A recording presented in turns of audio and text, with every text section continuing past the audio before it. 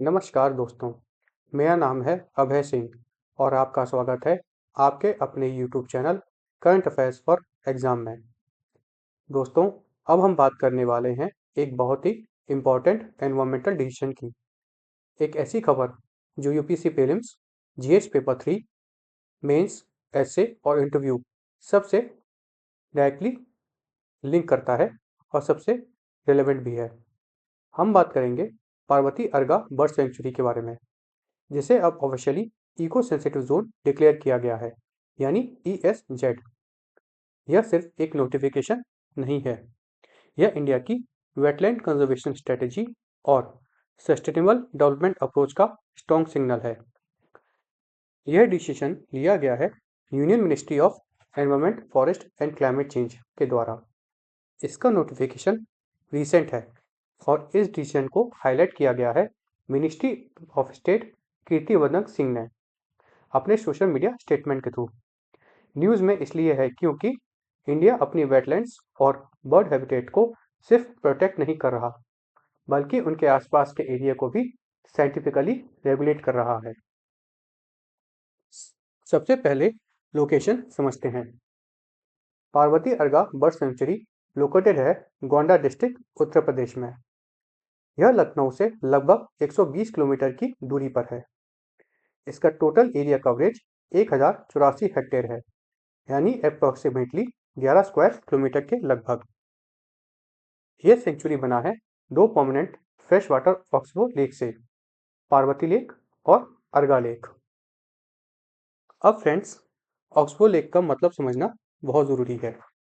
जब कोई रिवर अपना कोर्स चेंज करती है और पुराना रिवर बेंड कट हो जाता है, तो जो क्रेसेंट शेप यानी चांद के जो आधा चांद होता है उसके आकार की वाटर बॉडी बनती है, उसे ऑक्सबो लेक कहते हैं। इसलिए Parvati Arga ecosystem Indo Gangetic flood plain का परफेक्ट रिप्रेजेंटेशन है। पार्वती अर्गा सेंचुरी एक typical flood plain wetland ecosystem है। इसकी इकोलॉजिकल इंपॉर्टेंस बहुत ही मल्टी डायमेंशनल है। ग्राउंड वाटर रिचार्ज वेटलैंड पानी को स्टोर करके एक्वाफर्स के रिचार्ज का काम करते हैं। फ्लड मिटिगेशन मानसून के दौरान एक्स्ट्रा वाटर को एब्जॉर्ब करके फ्लड इंटेंसिटी को कम करते हैं। क्लाइमेट रेजिलियंस टेम्परेचर रेगुलेशन और कार्बन सिक्वेशन में हेल्प करता है। इसी वजह से वेटलैंड्स को कहा जाता है natures buffer system. Parvati अर्गा already एक रामसार साइट है। रामसार कन्वेंशन का मतलब वेटलैंड्स को इंटरनेशनल इंपॉर्टेंस देना।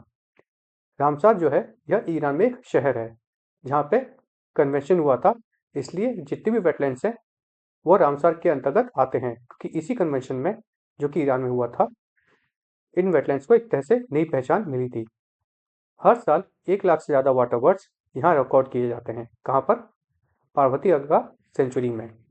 यह एक इम्पॉर्टेंट विंटरिंग और स्टॉपओवर साइट है माइग्रेटरी बर्ड्स के लिए। बर्ड्स आते हैं सेंट्रल एशिया, तिब्बत, साइबेरिया और यूरोप से। रेजिडेंट स्पीसीज में सबसे इम्पॉर्टेंट है सारस क्रेन, जो उत्तर प्रदेश का स्टेट बर्ड भी है। इसी सेंचुरी का इम्पोर्टेंस और बढ़ जाता है क्योंकि यहाँ मिलती है क्रिटिकली एंडेंजर्ड वल्चर्स, जैसे व्हाइट रिम्ड वल्चर्स और इंडियन वल्चर्स, और एक एंडेंजर्ड स्पीसीज इजिप्शियन वल्चर भी।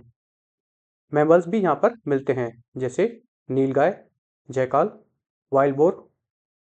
एक्वाटिक वेजिटेशन में लोटस और वाटर लिलीज यहाँ पाए जाते हैं। लेकिन एक मेजर थ्रेट भी है, वाटर हाइंस, जो एक इन्वेसिव स्पीसीज है।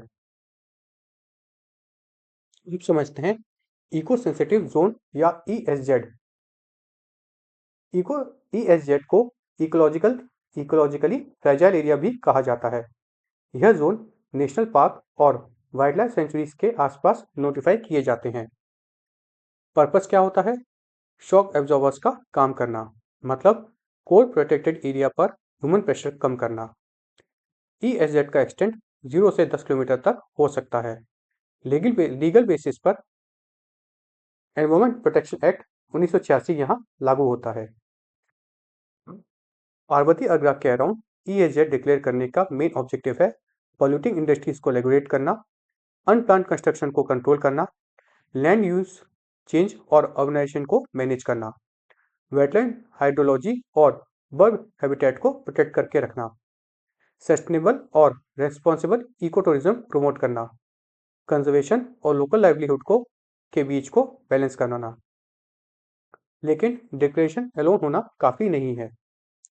मेजर चैलेंजेस हैं एंक्रोचमेंट और pollution from near by settlements, invasive species का स्प्रेड, स्पेशली वाटर हियासिंथ का, ये भी इकोलॉजिकली बहुत खतरनाक हो सकता है। साथ में रूल्स का वीकली एनफोर्स करना और लैक ऑफ मॉनिटरिंग भी एक खतरा है। आगे का रास्ता क्लियर है, scientific wetland management, strong enforcement mechanism दोनों करने होंगे। लोकल कम्युनिटी पार्टिसिपेशन भी इसमें ज़रूरी है। साथ ही अवेयरनेस और इको टूरिज्म गाइडलाइंस बनाना भी बहुत ज़रूरी है।